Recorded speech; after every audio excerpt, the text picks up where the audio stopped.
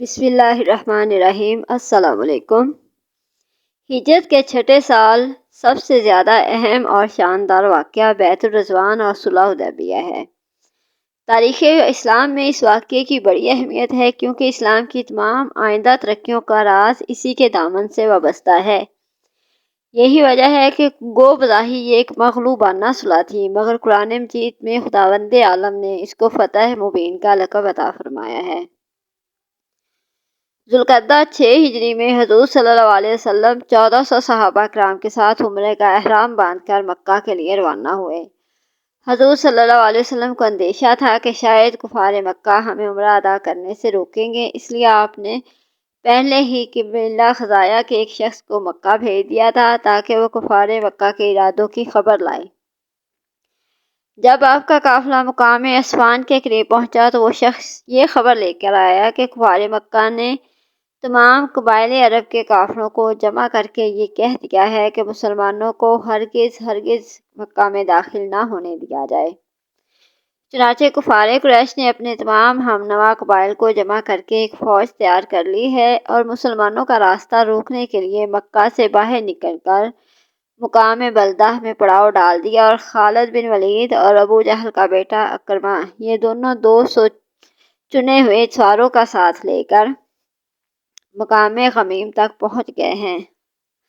جب حضور صلی اللہ علیہ وسلم کو راستے میں خالد بن ولید کے سواروں کی گرد نظر آئی تو آپ نے شاہراہ سے ہٹ کر سفر شروع کر دیا اور عام راستے سے کٹ کر آگے بڑھے اور مقام حدیبیہ میں پہنچ کر پڑاؤ ڈالا۔ یہاں پانی کی بے حد کمی تھی، ایک ہی کنواں تھا، وہ چند گھنٹوں ہی میں خشک ہو گیا۔ جب صحابہ کرام پیاس سے بے تاب ہونے لگے تو حضور صلی اللہ علیہ وسلم نے ایک بڑے پیالے میں اپنا دست مبارک ڈال دیا اور آپ کی مقدس انگلیوں سے پانی کا چشمہ جاری ہو گیا۔ پھر آپ نے خشک کنویں میں اپنے وضو کا غسالہ اور اپنا ایک تیر ڈال دیا تو کنویں میں اس قدر پانی ابل پڑا کہ پورا لشکر اور تمام جانور اس کنویں سے کئی دنوں تک سیراب ہوتے رہے۔ مقام حدیبیہ میں پہنچ کر حضور صلی اللہ علیہ وسلم نے یہ دیکھا کہ کفار قریش کا ایک عظیم لشکر جنگ کے لیے آمادہ ہے اور ادھر یہ حال ہے کہ سب لوگ احرام باندھے ہوئے ہیں، اس حالت میں جوئیں بھی نہیں مار سکتے۔ تو آپ نے مناسب سمجھا کہ کفار مکہ سے مصالحت کی گفتگو کرنے کے لیے کسی کو مکہ بھیج دیا جائے۔ چنانچہ اس کام کے لیے آپ نے حضرت عمر کو منتخب فرمایا، لیکن انہوں نے یہ کہہ کر معذرت کر دی کہ یا رسول اللہ صلی اللہ علیہ وسلم، کفار قریش میرے سخت دشمن ہیں اور مکے میں میرے قبیلے کا کوئی ایک شخص بھی ایسا نہیں جو مجھ کو ان کافروں سے بچا سکے۔ یہ سن کر آپ نے حضرت عثمان رضی اللہ تعالیٰ عنہ کو مکہ بھیجا۔ انہوں نے مکہ پہنچ کر کفار قریش کو حضور صلی اللہ علیہ وسلم کی طرف سے صلح کا پیغام پہنچایا۔ حضرت عثمان رضی اللہ عنہ اپنی مالداری اور اپنے قبیلہ والوں کی حمایت و پاسداری کی وجہ سے کفار قریش کی نگاہوں میں بہت زیادہ معزز تھے، اس لیے کفار قریش ان پر کوئی دراز دستی نہیں کر سکے، بلکہ ان سے یہ کہا کہ ہم آپ کو اجازت دیتے ہیں کہ آپ کعبہ کا طواف اور صفا مروہ کی سعی کر کے اپنا عمرہ ادا کر لیں، مگر ہم محمد صلی اللہ علیہ وسلم کو کبھی ہرگز کعبہ کے قریب نہ آنے دیں گے۔ حضرت عثمان نے انکار کر دیا اور کہا کہ میں بغیر رسول اللہ کو ساتھ لیے کبھی اکیلے عمرہ نہیں کر سکتا۔ اس پر بات بڑھ گئی اور کفار نے آپ کو مکہ میں روک لیا، مگر حدیبیہ کے میدان میں یہ خبر مشہور ہو گئی کہ کفار قریش نے ان کو شہید کر دیا۔ حضور صلی اللہ علیہ وسلم کو جب یہ خبر پہنچی تو آپ نے فرمایا کہ عثمان کے خون کا بدلہ لینا فرض ہے۔ یہ فرما کر آپ ایک ببول کے درخت کے نیچے بیٹھ گئے اور صحابہ کرام سے فرمایا کہ تم سب لوگ میرے ہاتھ پر اس بات کی بیعت کرو کہ آخری دم تک تم لوگ میرے وفادار اور جان نثار رہو گے۔ تمام صحابہ کرام نے نہایت ہی ولولہ انگیز جوش و خروش کے ساتھ جان نثاری کا عہد کرتے ہوئے حضور صلی اللہ علیہ وسلم کے دست حق پرست پر بیعت کر لی۔ یہی وہ بیعت ہے جس کا نام تاریخ اسلام میں بیعت الرضوان ہے۔ حضرت حق جل مجدہ نے اس بیعت اور اس عہد کا تذکرہ قرآن مجید کی سورۃ فتح میں اس طرح فرمایا ہے، ترجمہ ہے، یقیناً جو لوگ اے رسول تمہاری بیعت کرتے ہیں وہ تو اللہ ہی سے بیعت کرتے ہیں، ان کے ہاتھوں پر اللہ کا ہاتھ ہے، اسی صورت فتح میں دوسری جگہ ان بیعت کرنے والوں کی فضیلت اور ان کے اجر و ثواب کا قرآن مجید میں اس طرح خطبہ پڑا کہ ترجمہ ہے: بے شک اللہ راضی ہوا ایمان والوں سے جب وہ درخت کے نیچے تمہاری بیعت کرتے تھے تو اللہ نے جانا جو ان کے دلوں میں ہے، پھر ان پر اطمینان اتار دیا اور انہیں جلد آنے والی فتح کا انعام دیا۔ لیکن بیعت الرضوان ہو جانے کے بعد پتہ چلا کہ حضرت عثمان رضی اللہ عنہ کی شہادت کی خبر غلط تھی۔ وہ باعزت طور پر مکہ میں زندہ سلامت تھے اور پھر وہ بخیر و عافیت حضور صلی اللہ علیہ وسلم کی خدمت اقدس میں حاضر بھی ہو گئے۔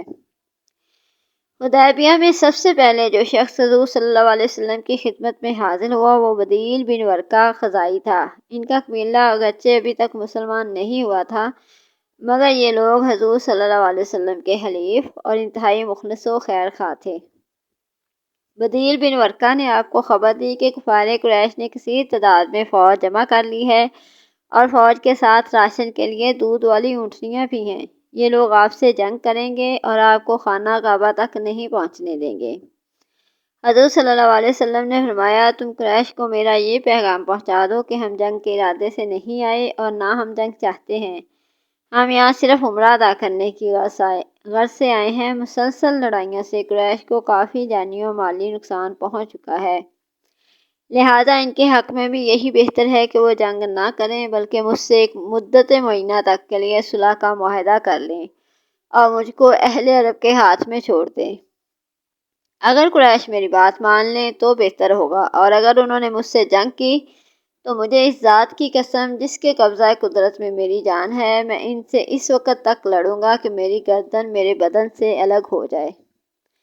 بدیل بن ورقہ آپ کا یہ پیغام لے کر کفار قریش کے پاس گیا اور کہا کہ میں محمد صلی اللہ علیہ وسلم کا ایک پیغام لے کر آیا ہوں، اگر تم لوگوں کی مرضی ہو تو میں ان کا پیغام تم لوگوں کو سناؤں۔ کفار قریش کے شرارت پسند لونڈے، جن کا جوش ان کے ہوش پر غالب تھا، شور مچانے لگے کہ نہیں، ہرگز نہیں، ہمیں ان کا پیغام سننے کی کوئی ضرورت نہیں۔ لیکن کفار قریش کے سنجیدہ اور سمجھدار لوگوں نے پیغام سنانے کی اجازت دے دی اور بدیل بن ورقہ نے حضور صلی اللہ علیہ وسلم کی دعوت صلح کو ان لوگوں کے سامنے پیش کر دیا۔ یہ سن کر قبیلہ قریش کا ایک بہت ہی معمر اور معزز سردار عروہ بن مسعود ثقفی کھڑا ہو گیا اور اس نے کہا: اے قریش، کیا میں تمہارا باپ نہیں؟ سب نے کہا کہ کیوں نہیں؟ پھر اس نے کہا: کیا تم لوگ میرے بچے نہیں؟ سب نے کہا کہ کیوں نہیں؟ پھر اس نے کہا: میرے بارے میں تم لوگوں کو کوئی بدگمانی تو نہیں؟ سب نے کہا کہ نہیں، ہرگز نہیں۔ اس کے بعد عروہ بن مسعود نے کہا: محمد صلی اللہ علیہ وسلم نے بہت ہی سمجھداری اور بھلائی کی بات پیش کر دی ہے، لہٰذا تم لوگ مجھے اجازت دو کہ میں ان سے مل کر معاملات طے کروں۔ سب نے اجازت دے دی کہ بہت اچھا، آپ جائیے۔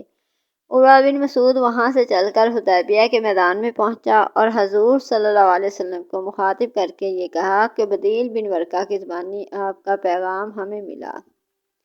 اے محمد، مجھے آپ سے یہ کہنا ہے کہ اگر آپ نے لڑ کر قریش کو برباد کر کے دنیا سے نیست و نابود کر دیا تو مجھے بتائیے کہ آپ سے پہلے کبھی کسی عرب نے اپنی ہی قوم کو برباد کیا ہے؟ اور اگر لڑائی میں قریش کا پلہ بھاری پڑا تو آپ کے ساتھ جو یہ لشکر ہے، ان میں ایسے چہروں کو دیکھ رہا ہوں کہ یہ سب آپ کو تنہا چھوڑ کر بھاگ جائیں گے۔ عروہ بن مسعود کا یہ جملہ سن کر حضرت ابوبکر صدیق کو صبر و ضبط کی تاب نہ رہی۔ انہوں نے تڑپ کر کہا: اے عروہ، چپ ہو جا اور اپنی دیوی لات کی شرمگاہ چوس، کیا ہم بھلا اللہ کے رسول کو چھوڑ کر بھاگ جائیں گے؟ عروہ بن مسعود نے تعجب سے پوچھا: یہ کون شخص ہے؟ لوگوں نے کہا کہ یہ ابوبکر ہیں۔ عروہ بن مسعود نے کہا: مجھے اس ذات کی قسم جس کے قبضہ میں میری جان ہے، اے ابوبکر، اگر تیرا ایک احسان مجھ پر نہ ہوتا جس کا بدلہ میں اب تک تجھ کو نہیں دے سکا تو میں تیری اس تلخ گفتگو کا جواب ضرور دیتا۔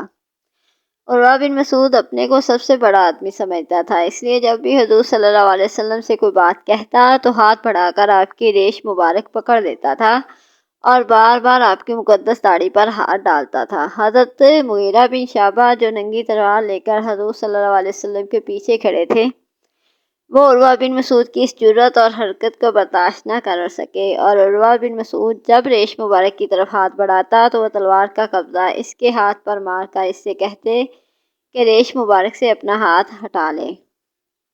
عروہ بن مسعود نے اپنا سر اٹھایا اور پوچھا کہ یہ کون آدمی ہے؟ لوگوں نے کہا کہ یہ مغیرہ بن شعبہ ہیں، تو عروہ بن مسعود نے ڈانٹ کر کہا، اے دغاباز، کیا میں تیری یہ ہے شکنی کو سنبھالنے کی کوشش نہیں کر رہا ہوں؟ حضرت مغیرہ بن شعبہ نے چند آدمیوں کو قتل کر دیا تھا، جس کا خون بہا عروہ بن مسعود نے اپنے پاس سے ادا کیا تھا۔ یہ اسی طرف اشارہ تھا۔ اس کے بعد عروہ بن مسعود صحابہ کرام کو دیکھنے لگا اور پورے لشکرگاہ کو دیکھ بھال کر وہاں سے روانہ ہو گیا۔ عروہ بن مسعود نے حدیبیہ کے میدان میں صحابہ کرام کی حیرت انگیز اور تعجب خیز عقیدت و محبت کا جو منظر دیکھا تھا، اس نے اس کے دل پر بڑا عجیب اثر ڈالا تھا۔ اس نے قریش کے لشکر میں پہنچ کر اپنا تاثر ان لفظوں میں بیان کیا، اے میری قوم، خدا کی قسم، جب محمد صلی اللہ علیہ وسلم اپنا کھنکار تھوکتے ہیں تو وہ کسی نہ کسی صحابی کی ہتھیلی پر پڑتا ہے اور وہ پھرتے کی عادت سے اس کو اپنے چہرے اور اپنی کھال پر مل لیتا ہے، اور اگر وہ کسی بات کا ان لوگوں کو حکم دیتے ہیں تو سب کے سب اس کی تعمیل کے لیے جھپٹ پڑتے ہیں، اور وہ جب وضو کرتے ہیں تو ان کے صحاب ان کے وضو کے دھون کو اس طرح لوٹتے ہیں گویا ان میں تلوار چل پڑے گی، اور وہ جب کوئی گفتگو کرتے ہیں تو تمام اصحاب خاموش ہو جاتے ہیں۔ ان کے ساتھیوں کے دلوں میں ان کی اتنی زبردست نسبت ہے کہ کوئی شخص ان کی طرف نظر بھر کر دیکھ نہیں سکتا۔ اے میری قوم، خدا کی قسم، میں نے بہت سے بادشاہوں کا دربار دیکھا ہے، میں کیسر و کسریٰ اور نجاشی کے درباروں میں بھی باریاب ہو چکا ہوں، مگر خدا کی قسم میں نے کسی بادشاہ کے درباریوں کو اپنے بادشاہ کی اتنی تعظیم کرتے ہوئے نہیں دیکھا جتنی تعظیم محمد کے ساتھی محمد کی کیا کرتے ہیں۔ عروہ بن مسعود کی یہ گفتگو سن کر قبیلہ بنی کنانہ کے ایک شخص نے، جس کا نام حلیس تھا، کہا کہ تم لوگ مجھ کو اجازت دو کہ میں ان کے پاس جاؤں۔ قریش نے کہا، ضرور جائیے۔ چنانچہ یہ شخص جب بارگاہ رسالت کے قریب پہنچا تو آپ نے صحابہ سے فرمایا کہ یہ فلاں شخص ہے، یہ اس قوم سے تعلق رکھتا ہے جو قربانی کے جانوروں کی تعظیم کرتے ہیں، لہذا تم لوگ قربانی کے جانوروں کو اس کے سامنے کھڑا کر دو اور سب لوگ لبیک پڑھنا شروع کر دو۔ اس شخص نے جب قربانی کے جانوروں کو دیکھا اور احرام کی حالت میں صحابہ کرام کو لبیک پڑھتے ہوئے سنا تو کہا کہ سبحان اللہ، بھلا ان لوگوں کو کس طرح مناسب ہے کہ بیت اللہ سے روک دیا جائے۔ وہ فوراً ہی پلٹ کر کفار قریش کے پاس پہنچا اور کہا کہ میں اپنی آنکھوں سے دیکھ کر آ رہا ہوں کہ قربانی کے جانور ان لوگوں کے ساتھ ہیں اور سب احرام کی حالت میں ہیں، لہذا میں کبھی بھی یہ رائے نہیں دے سکتا کہ ان لوگوں کو خانہ کعبہ سے روک دیا جائے۔ اس کے بعد ایک شخص کفار قریش کے لشکر میں سے کھڑا ہو گیا جس کا نام مکرز بن حفص تھا۔ اس نے کہا، مجھ کو تم لوگ وہاں جانے دو۔ قریش نے کہا، تم بھی جاؤ۔ چنانچہ یہ چلا اور جب یہ نزدیک پہنچا تو حضور نے فرمایا کہ یہ مکرز ہے، یہ بہت ہی لچا آدمی ہے۔ اس نے آپ سے گفتگو شروع کی۔ ابھی اس کی بات پوری بھی نہ ہوئی تھی کہ ناگہاں سہیل بن عمرو آ گیا۔ اس کو دیکھ کر آپ نے نیک خوالی کے طور پر یہ فرمایا کہ سہیل آ گیا، لو اب تمہارا معاملہ سہل ہو گیا۔ چنانچہ سہیل نے آتے ہی کہا، آئیے ہم اور آپ اپنے اور آپ کے درمیان معاہدے کی ایک دستاویز لکھ لیں۔ حضور صلی اللہ علیہ وسلم نے اس کو منظور فرما لیا اور حضرت علی کو دستاویز لکھنے کے لیے طلب فرمایا۔ سہیل بن عمرو اور حضور صلی اللہ علیہ وسلم کے درمیان دیر تک صلح کی شرائط پر گفتگو ہوتی رہی۔ بالآخر چند شرطوں پر دونوں کا اتفاق ہو گیا۔ حضور صلی اللہ علیہ وسلم نے حضرت علی سے فرمایا کہ لکھو، بسم اللہ الرحمن الرحیم۔ سہیل نے کہا کہ ہم رحمان کو نہیں جانتے کہ یہ کیا ہے، آپ بسمک اللہم لکھوائیے، جو ہمارا اور آپ کا رب ہے۔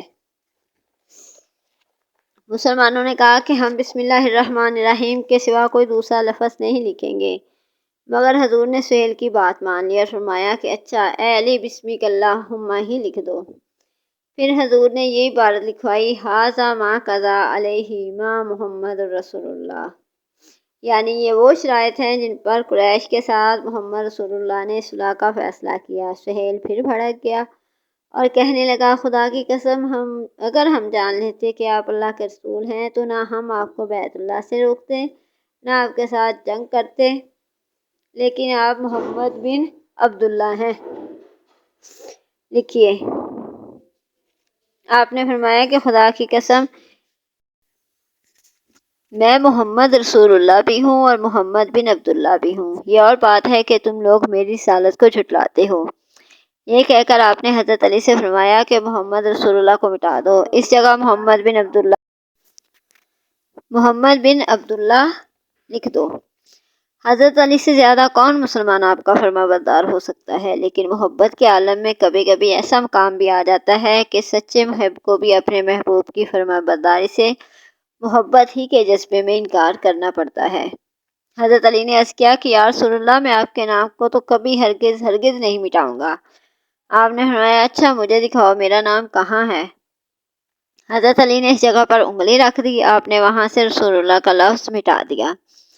بہرحال صلح کی تحریر مکمل ہو گئی۔ اس دستاویز میں یہ طے کر دیا گیا کہ فریقین کے درمیان 10 سال تک لڑائی بالکل موقوف رہے گی۔ صلح نامہ کی باقی دفعات اور شرطیں یہ تھیں کہ مسلمان اس سال بغیر عمرہ ادا کیے واپس چلے جائیں، آئندہ سال عمرے کے لیے آئیں اور صرف 3 دن مکہ میں ٹھہر کر واپس چلے جائیں، تلوار کے سوا کوئی دوسرا ہتھیار لے کر نہ آئیں، تلوار بھی نیام کے اندر رکھ کر تھیلے وغیرہ میں بند ہو۔ مکہ میں جو مسلمان پہلے سے مقیم ہیں ان میں سے کسی کو اپنے ساتھ نہ لے جائیں، اور مسلمانوں میں سے اگر کوئی مکہ میں رہنا چاہے تو اس کو نہ روکیں۔ کافروں یا مسلمانوں میں سے کوئی شخص اگر مدینہ چلا جائے تو واپس کر دیا جائے، لیکن اگر کوئی مسلمان مدینہ سے مکہ چلا جائے تو واپس نہیں کیا جائے گا۔ قبائل عرب کو اختیار ہوگا کہ وہ فریقین میں سے جس کے ساتھ چاہیں دوستی کا معاہدہ کر لیں۔ یہ شرطیں ظاہر ہے کہ مسلمانوں کے سخت خلاف تھیں اور صحابہ کرام کو اس پر بڑی زبردستی ناگواری ہو رہی تھی، مگر وہ فرمان رسالت کے خلاف دم مارنے سے مجبور تھے۔ یہ عجیب اتفاق کہ معاہدہ لکھا جا چکا تھا لیکن ابھی اس پر فریقین کے دستخط نہیں ہوئے تھے کہ اچانک کسی سہیل بن عمرو کے صاحبزادے حضرت ابو جندل رضی اللہ عنہ اپنی بیڑیاں گھسیٹتے ہوئے گرتے پڑتے حدیبیہ میں مسلمانوں کے درمیان آن پہنچے۔ سہیل بن عمرو اپنے بیٹے کو دیکھ کر کہنے لگا، اے محمد، اس معاہدے کی دستاویز پر دستخط کرنے کے لیے میری پہلی شرط یہ ہے کہ آپ ابو جندل کو میری طرف واپس لوٹائیے۔ آپ نے فرمایا ابھی تو اس معاہدے پر فریقین کے دستخط ہی نہیں ہوئے، ہمارے اور تمہارے دستخط ہو جانے کے بعد یہ معاہدہ نافذ ہوگا۔ یہ سن کر سہیل بن عمرو کہنے لگا کہ پھر جائیے، میں آپ سے کوئی نہیں کروں گا۔ آپ نے فرمایا کہ اچھا ہے سہیل، تو اپنی طرف سے اجازت دے دو کہ میں ابو جندل کو اپنے پاس رکھ لوں۔ اس نے کہا میں ہرگز کبھی اس کی اجازت نہیں دے سکتا۔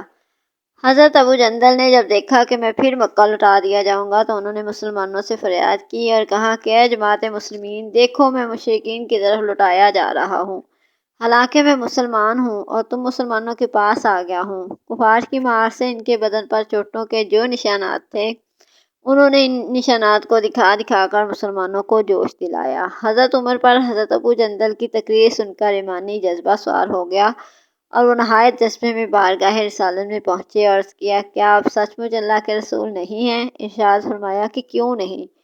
انہوں نے کیا ہم حق پر اور ہمارے دشمن باطل پر نہیں ہیں؟ ارشاد فرمایا کہ کیوں نہیں؟ پھر انہوں نے کہا تو پھر ہمارے دین میں ہم کو یہ ذلت کیوں دی جا رہی ہے؟ آپ نے فرمایا اے عمر، میں اللہ کا رسول ہوں، میں اس کی نافرمانی نہیں کرتا ہوں، وہ میرا مددگار ہے۔ پھر حضرت عمر نے عرض کیا، یا رسول اللہ، کیا آپ ہم سے یہ وعدہ نہ فرماتے تھے کہ ہم عنقریب بیت اللہ میں آ کر طواف کریں گے؟ ارشاد فرمایا کیا میں نے تم کو یہ خبر دی تھی کہ ہم اس سال بیت اللہ میں داخل ہوں گے؟ انہوں نے کہا کہ نہیں۔ آپ نے ارشاد فرمایا کہ میں پھر کہتا ہوں، تم یقیناً کعبہ میں پہنچو گے اور اس کا طواف کرو گے۔ دربار رسالت سے اٹھ کر حضرت عمر رضی اللہ عنہ حضرت ابوبکر صدیق کے پاس آئے اور وہی گفتگو کی جو بارگاہ رسالت میں عرض کر چکے تھے۔ آپ نے فرمایا کہ اے عمر، وہ خدا کے رسول ہیں، وہ جو کچھ کہتے ہیں اللہ تعالیٰ ہی کے حکم سے کہتے ہیں اور کبھی خدا کی نافرمانی نہیں کہتے، اور خدا ان کا مددگار ہے، اور خدا کی قسم یقیناً وہ حق پر ہیں، لہٰذا تم ان کی رکاب تھامے رہو۔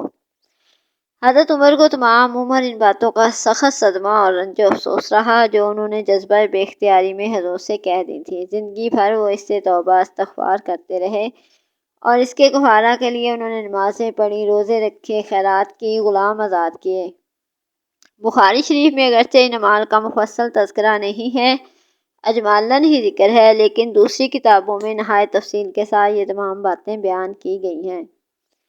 بہرحال یہ بڑے سخت اور آزمائش کا وقت تھا۔ ایک طرف حضرت ابو جندل گڑ گڑا کر مسلمانوں سے فریاد کر رہے تھے اور ہر مسلمان اس قدر جوش میں بھرا ہوا کہ اگر رسول اللہ کا ادب مانے نہ ہوتا تو مسلمانوں کی تلواریں نیام سے باہر نکل پڑتی۔ دوسری طرف معاہدے پر دستخط ہو چکے ہیں اور اپنے عہد کو پورا کرنے کی ذمہ داری سر پر آن پڑی ہے۔ حضور صلی اللہ علیہ وسلم نے موقع پر نزاکت کا خیال فرماتے ہوئے حضرت ابو جندل سے فرمایا کہ تم صبر کرو، عنقریب اللہ تعالیٰ تمہارے لیے یا دوسرے مظلوموں کے لیے ضرور ہی کوئی راستہ نکالے گا۔